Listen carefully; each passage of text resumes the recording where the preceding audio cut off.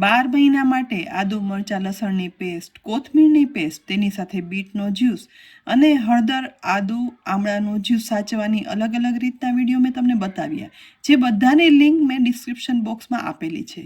સાથે એવી પણ ડિમાન્ડ આવી કે ખજૂર આમલીની ખાટી મીઠી ચટણી લાંબો સમય કેમ સાચવીને તે બતાવો. અત્યારે નવી મળતી આંબલીનો કે જૂની સૂકી આંબલી સાથે ખજૂરની ચટણી સ્ટોર કરવાની એવી રીત બતાવીશ ને કે આ વિડીયો જો તમે એકવાર ખાટી મીઠી ચટણી બનાવી અને આ રીતે સાચવી લેશો ને તો 6 મહિના સુધી સારી રહેશે. અને પછી જ્યારે પણ ઘરમાં ચાટ, પાણીપુરી કે ફરસાણ માટે આ ચટણી જોઈતી હોય ને તો ઇન્સ્ટન્ટ 1 મિનિટમાં તૈયાર. અહીં મેં વજનમાં 250 ગ્રામ ખજૂર લીધો છે, જેના બીજ છે ને તે કાઢી લઈ આવા મીડિયમ સાઇઝના ટુકડા કરી લેવાના. ખજૂર છે ને તે લાલ કે કાળો પસંદગી પ્રમાણે વાપરવાનો. સાથે આંબલી લીધી છે. અત્યારે મળતી નવી આંબલીનો પણ ઉપયોગ કરી શકાય. અહીં મેં સૂકી આંબલી લીધી છે. તેના બધા બીજ અલગ કરી લેવાના. મેઝરમેન્ટ પરફેક્ટ કહું ને તો 100 ગ્રામ આંબલી સામે 250 ગ્રામ ખજૂર લેવાનો, કારણ કે આંબલીની ખટાશ છે ને તે એકદમ વધારે હોય છે.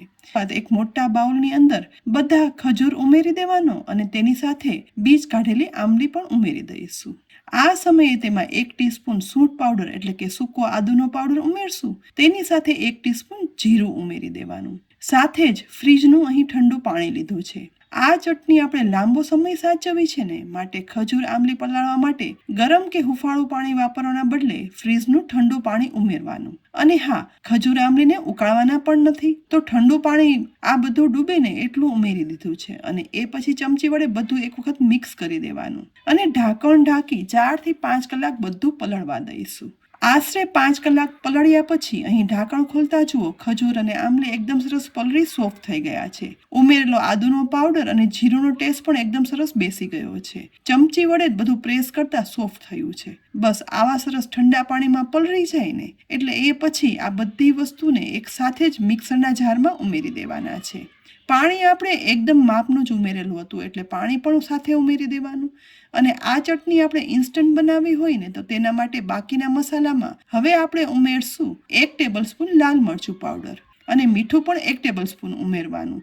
મીઠાની પસંદગી હોય તો ઉમેરવાનું, નહીતર ચાલશે. અહીં તમારે સાથે સંચળ પાવડર ઉમેરવો હોય ને તો તે પણ ઉમેરી શકાય.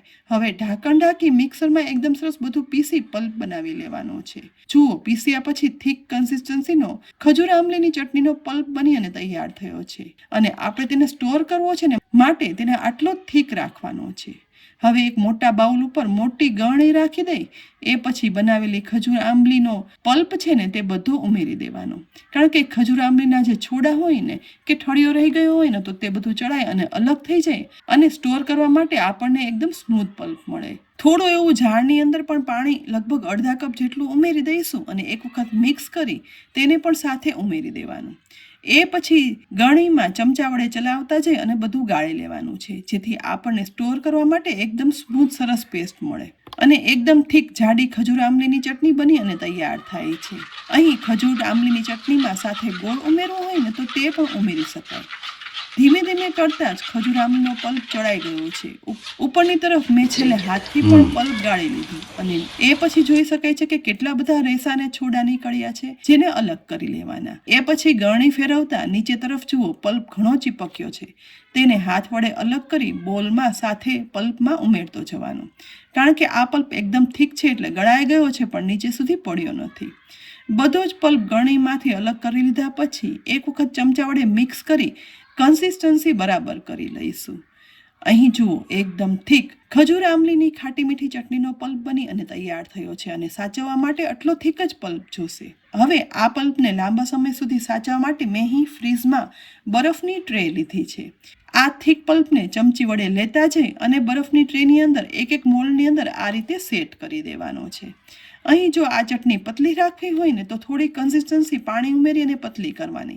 પરંતુ લાંબો સમય આ પલ્પ સ્ટોર કરવો છે ને એટલે બને ત્યાં સુધી આપણે આ પલ્પ થીક જ રાખીએ ને તો વધારે સારું અને વધારે લાંબો સમય સારો રહે. પછી જ્યારે પણ આપણે ચટણી જોઈતી હોય ને ત્યારે પસંદગી પ્રમાણે પાણી ઉમેરી થીક કે પતલી કરી લેવાની. અહીં આ રીતે બધી ટ્રે ભરાતા ટોટલ આટલા પલ્પમાંથી 4 ટ્રે ભરાણી અને તૈયાર થઈ ગઈ છે. હવે તેને સ્ટોર કરવા માટે ફ્રીઝની અંદર આ રીતે બધી ટ્રે ધીમે ધીમે કરી અને હું સેટ પણ કરી દઈશ. અને બધી ટ્રે ફ્રીઝરમાં સેટ થઈ જાય ને એટલે 24 કલાક માટે ફ્રીઝ થવા માટે પલ્પ રાખી દેવાનો, કારણ કે આ પલ્પ ઠીક છે ને એને સેટ થતા સમય લાગશે. આશરે 24 કલાક પછી હું બધી ટ્રે ફ્રીઝરમાંથી બહાર કાઢી લઈશ અને અહીં જુઓ એકદમ સરસ જામી આ ખજૂર આંબલીની પેસ્ટના કેટલા સરસ ક્યુબ બની અને તૈયાર થયા છે. તો ધીમે ધીમે કરી તેને અનમોલ પણ કરી લેવાના છે. અહીં અનમોલ કરતા થોડો એવો સમય થશે કારણ કે આ પલ્પ છે ને તે ઠીક છે, પરંતુ ધીમે ધીમે કરતા બધી ટ્રેમાંથી પલ્પ અલગ થઈ જાય ને તો તેના ક્યુબ જોઈ શકો છો કે એક સરખા તૈયાર થયા છે. એટલે ચટણી આપણે કેટલી ઠીક રાખી છે. હવે બધા બનેલા ક્યુબને સમય ના બગાડતા આ ક્યુબ લિક્વિડ થવાની શરૂઆત થાય ને એ પહેલા જ એક ઝીપરવાળી બેગ લઈ આ બેગની અંદર ફટાફટ સમય બગાડ્યા વગર બધા ક્યુબ છે ને તે ઉમેરી દેવાના. જો આ ક્યુબને તમારે કોઈ કન્ટેનરમાં સ્ટોર કરવા હોય અથવા તો આ પલ્પને ડાયરેક્ટ જ તમારે કોઈ બોક્સમાં સ્ટોર કરવું હોય ને તો પણ કરી શકાય છે, પરંતુ આ રીતે ક્યુબ બનાવીએ ને તો આપણે યુઝ કરવું હોય ને તો બહુ જ સહેલું પડે. અહીંયા બધા જ ક્યુબને બેગમાં ભરી લીધા પછી ઉપરથી વધારાની એર પણ કાઢી લઈ અને બેગની ઝીપ બંધ કરી દઈશ અને એ પછી બનેલા ક્યુબની આ બેગને છે ને હવે ફ્રીઝરમાં રાખી દેવાની. ફ્રીઝરમાં આ રીતે 6 મહિના સુધી આ ક્યુબ સાચવી શકાય છે અને સારા રહે છે. ફક્ત તે ઓગળવા ન જોઈએ તેનું ધ્યાન રાખવાનું. અને આ બનાવેલા ક્યુબમાંથી ઇન્સ્ટન્ટ ચટણી બનાવવા માટે કઈ રીતે વાપરવાના એ પણ હું તમને બતાવી દઉં. જ્યારે પણ આપણે ચટણી બનાવવી હોય ને ત્યારે આ બેગ ફ્રીઝરમાંથી બહાર કાઢી લેવાની અને તેમાંથી જોઈએ ને એટલા ક્યુબ બહાર કાઢી લઈએ. અહીં મેં 200 ml પાણી લીધું છે, તો ચટણી બનાવવા માટે આ પાણીને હું એક બાઉલમાં ઉમેરી દઈશ. એ પછી બનાવેલા ખજૂર આંબલીના ખાટા મીઠા પલ્પના 3 કે 4 ક્યુબ લઈશ અને ધીમે ધીમે કરી અને પાણીમાં ઉમેરી દઈશ. અહીં ટોટલ મેં 4 ક્યુબ ઉમેર્યા છે અને પાણી 200 ml લીધું છે. અને આ ક્યુબને નોર્મલ પાણીમાં ઉમેર્યા પછી ચમચા વડે ઓગાળતા લગભગ 1 જ મિનિટમાં તે ઓગળી જશે અને ઇન્સ્ટન્ટ ખજૂર આંબલીની ખાટી મીઠી ચટણી બની અને તૈયાર થશે. કોઈ પણ મસાલા ઉમેરવાની જરૂર નહીં પડે.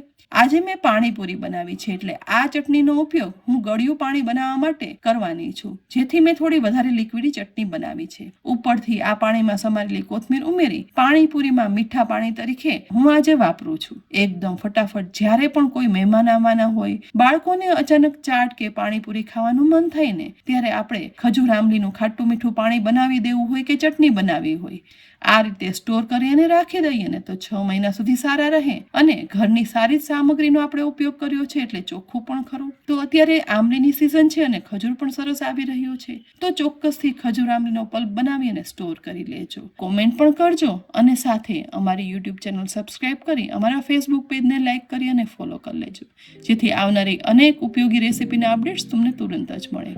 આવતીકાલે ફરી મળશું એક નવી રેસીપી સાથે. ત્યાં સુધી આવજો.